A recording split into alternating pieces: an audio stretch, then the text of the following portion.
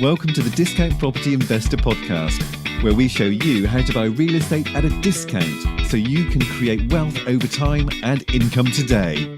Our mission is to share what we have learned from the experience of others and help you make more money investing like a pro. We want to teach you how to create wealth by investing in real estate, the Discount Property Investor way. Thanks for tuning in. We're live, boys. All right, we're good. Go ahead and do the intro, Mike. All right, guys, welcome back to the Discount Property Investor Podcast. Today we're joined by a very special guest, Mr. Dan Koch. Hey, Dan. Hey, what's up, guys? Not a whole lot, man. Welcome to the show. Thanks for having me. Yeah, thanks for coming on, man. Coming on. If you guys haven't listened to the show before, we encourage everyone to go back and listen to the first 10 episodes and to check out the free wholesalecourse.com. So if you've never done any real estate investing before, we encourage everyone to start with wholesaling. You're going to learn a ton about investing that way. We put a free course together for everyone at freewholesalecourse.com. So get that out of the way. Now we can start talking to Dan. That's right. Dan, again, thanks for joining us today. Thank you so much, man. Yep. Happy Halloween. Happy Halloween. It is Halloween. That's isn't right. It? So, Dan, tell us a little bit about how you got involved in real estate investing. I know you were working with our partner, Ray, a while back. And then I believe you kind of stopped doing it and started contracting a painting company. And now you're like back in full force, wholesaling and investing in real estate. Yeah, I think when I started with Ray, which was back in 2008, I was pretty fresh out of college. I didn't really take the business seriously. You know, it was just kind of run and gun. Don't track numbers. Don't track your successes. You know, just you're always thinking that next check will be there. Sure. But you know, you have to treat it like a business. And obviously, I was young then and didn't really treat it how I should have treated it. So, went out after Ray and started rehabbing. Also worked a corporate job at the same time. What was that? Worked for Boeing. Okay, Yeah, cool. for 3 years, 2.5 years, something like that. Negotiating contracts. Cool. So, Cool. I didn't know that about you. Yeah. Awesome, man. It's something, you know, the corporate world's not for everybody. It's not for me, definitely. It's not for me either. I feel It's the worst. Yeah, it is the worst. It is the worst. I feel like I'm a horrible employee. Right. I tell people that right now. Like, I'm a horrible corporate employee. So that's okay. You know that about yourself. Yeah, so. it was one of those things that you have to try out. You know, you spent the money on a college degree. Okay, let's try to use it for a little bit. Dude, that's But- exactly what I did. Right. I was like, all right, I paid for it. I gotta get that money back. I tell people all the time, if I could do it over again, I would take that money that I spent on college and invest it in real estate from the get-go. Oh man, see, I would have taken that money and just partied and not actually gone to school. 4-year head start on where I'm at now, though. No, for sure. Would be awesome. Oh, huge. Oh, You know, yeah. I mean, I definitely learned a lot. I had a lot of fun, but Yeah. you know, so. But Yeah. anyway, back to you. So you were doing some rehabs. Are you doing rehabs now? I don't have any rehabs going right now. The last major rehab I did was in 2016. Okay, so last year. Yeah. So early part of last year is when it finished up. Just trying to get out of managing a whole bunch of people right now.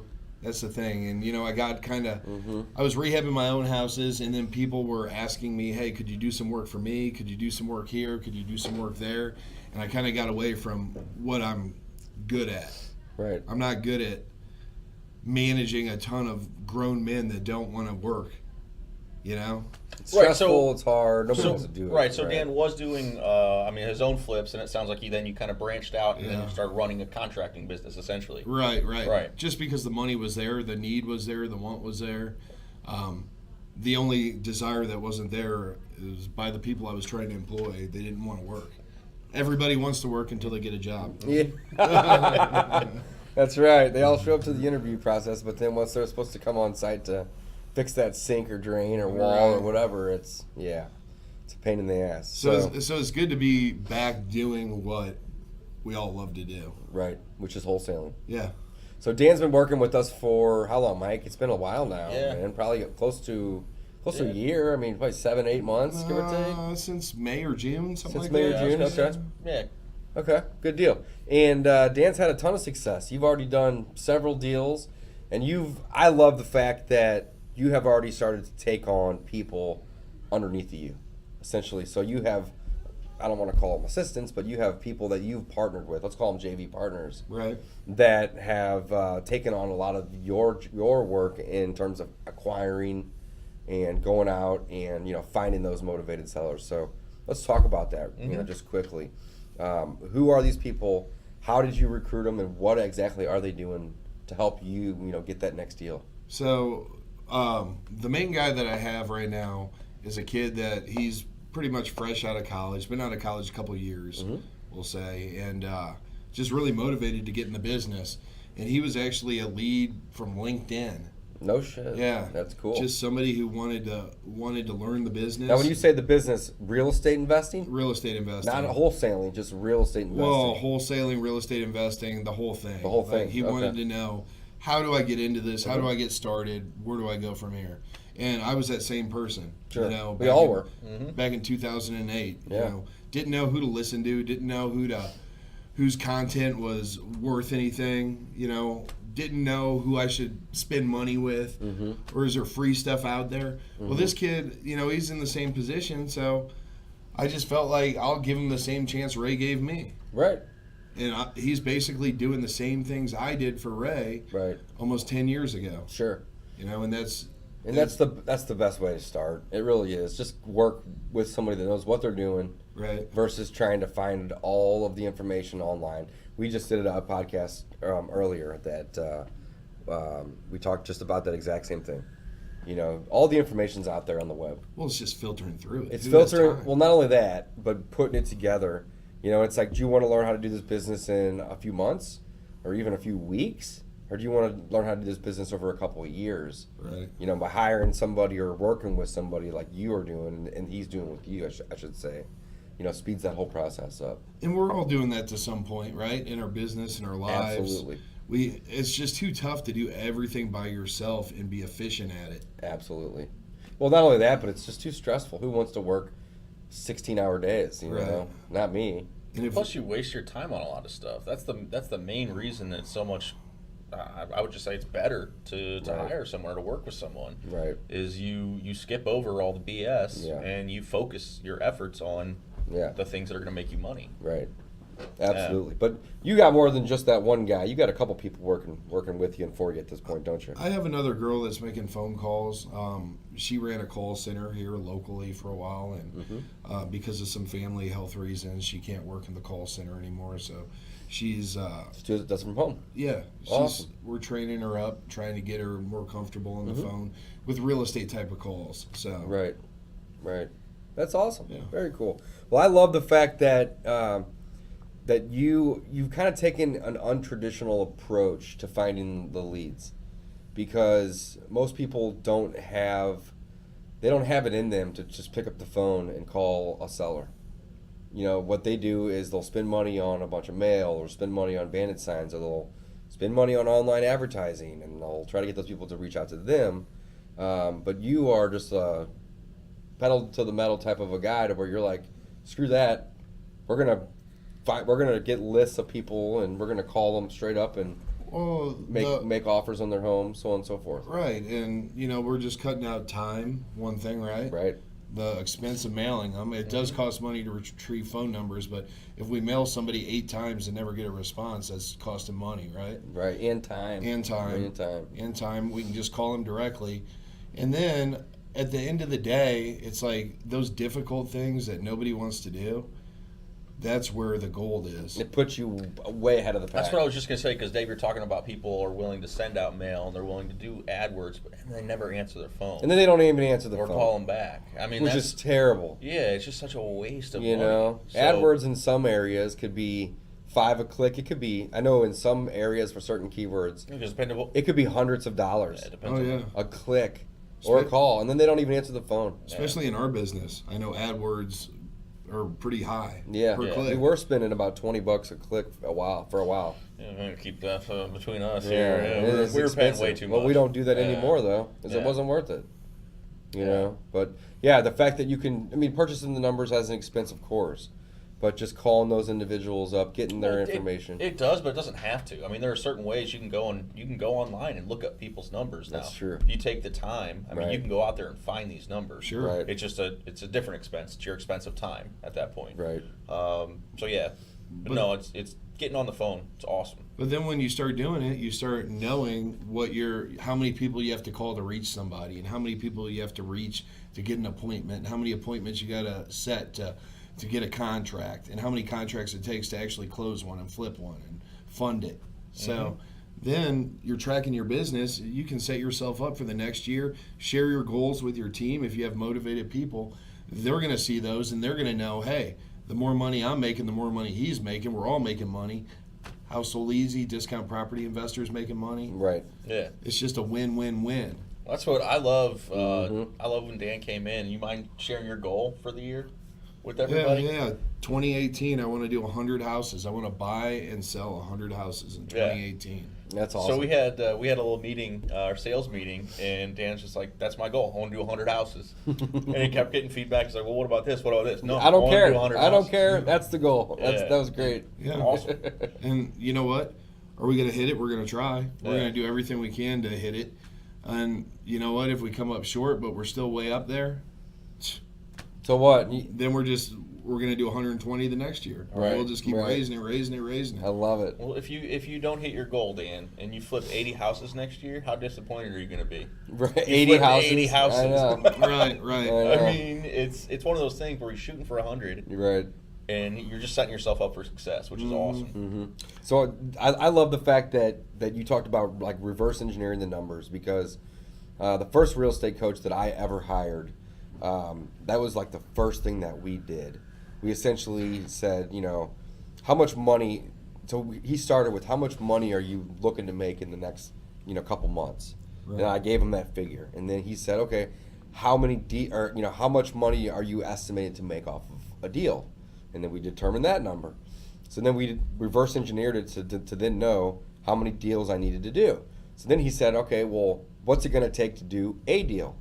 You're going to have to make 100 phone calls. You're going to have to send out 300 pieces of mail, so on and so forth. So we reverse engineered it all the way down to a daily list of to-dos. Right. And at that point, it was like send out 60 pieces of mail, contact 20 people on Craigslist, make 16 offers. Or I can't remember the exact amount, but we reverse engineered it down, and I followed that structure for 3 months. And then after those 3 months, we circled back, and he said, "What was your initial goal? How much money were you trying to make?" And then we looked at that stat, and I was like, "Holy cow, I'm right on point." Right. But it's because we reverse engineered it. So knowing your numbers, maybe that's what we'll title this podcast. Mm-hmm. Knowing your numbers is super important in this business, especially due to the fact that we are in the marketing business. Real estate's our product. We've said it a million times. But at the end of the day, no matter what business you're in the marketing business. And if you don't know your numbers, you're not going to be able to turn that goal into a plan that can then become an achievable success. Right. And if you're scaling it correctly, like you should have to bring somebody on to help you out with stuff, because you're making all these new phone calls every single day. Well, eventually some of those no's are going to be yeses from those. There's going to be follow-up. There's going to be people who call you back that you left messages for. Mm-hmm. So eventually you're going to be to the point where you're not making any of those new cold phone calls. You need somebody to make those for you because you're busy following up with everything else that's going on. Right. And so that's the way it works for everybody, Mm-hmm. I mean, then it's a win-win. You teach somebody new that's coming into the business the hardest part of the business. Right. Which is really those scary phone calls. Scary phone calls. But what's the worst? I mean, I tell that. So I got a guy that's doing that for me right now too, and he just found us another rental, so we're gonna pay him, a nice little check, and same scenario. He was like, what's the worst thing that can happen? Well, he said that to me, and I'm like, they're gonna hang up on you. They're gonna tell you no, and he was only making a couple calls a day. And then, after he got that first deal, for us, I was like, it's not so scary anymore getting paid, is it? You know, like, and he's like, no. He's like, you can tell me no a million times now.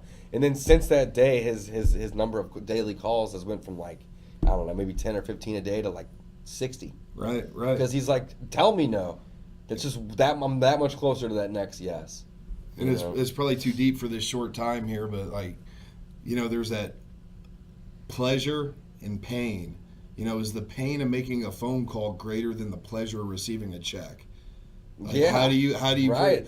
and if you can get into your mind and train yourself to realize that the pleasure is way greater than the pain of them maybe saying no or hanging up on you. Hanging up. Oh well. Right. I usually call them back if they hang up on me. Mm-hmm. I'm sorry, we got disconnected. I do it every time. Not me too. I don't know what that check looks like, but let's just say, I mean, would you get hung up on 20 times to make $5,000?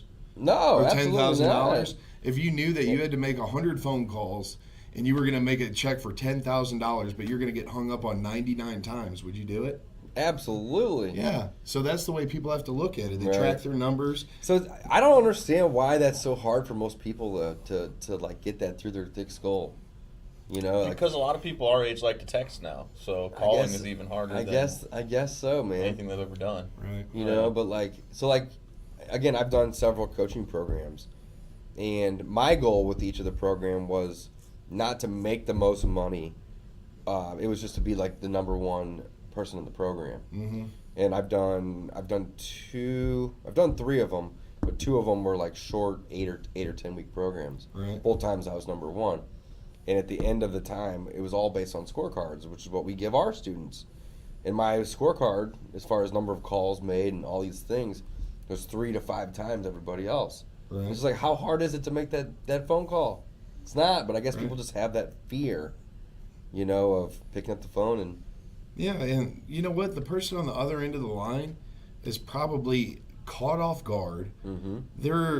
They don't even know who you are to begin with. Right. You're explaining that, and if they get upset with you, who cares? You don't even know them. You don't even know them. It's a complete You'll probably stranger. never see them again. Right? Yeah. That's the hang up on you. And you call never saw them him right to back. begin with. Yeah, you never saw them in the first place, You right? never see him ever. That's right. Yeah. That's right. That's Funny. awesome. Well, Dan, thanks for coming on, man. This was a shorter little episode. We just wanted to bring you in. Knowing your numbers, super important, guys. Picking up the phone, making those calls. You know, that's where the money's at in this business. And Dan said really, really well. You know, following up is just as important, if not more important, than making those initial phone calls. So once you get to the point, if you're a new investor and you're listening to this particular episode, once you get to the point where you have a nice little database built up of people that you've called, that the motivation may not be there today, it will be there at some point down the road. So follow up with those individuals, and if you need to hire an assistant or even bring on a friend or a family member, and we have a student right now who actually just brought his mother on to help him make calls, and sometimes you gotta do what it takes. You gotta have what it takes, and you gotta do it, so get out there, make those calls, know your numbers, and that pretty much sums it up. Yeah. You'll feel better cutting that first check to somebody else that you bring on than you will receiving your own checks too. That's Trust a me. great point. That's a great point. That's awesome. Awesome. Yeah. Well, thanks, Dan. We've had a great time. Thank you. Absolutely. Until next time, guys. Thanks. Later. Sorry, I'm not. Thanks for listening to the Discount Property Investor Podcast. If you enjoyed this episode, please like, share, and subscribe to help us reach a wider audience. We would also appreciate it if you left us a review on iTunes or Stitcher.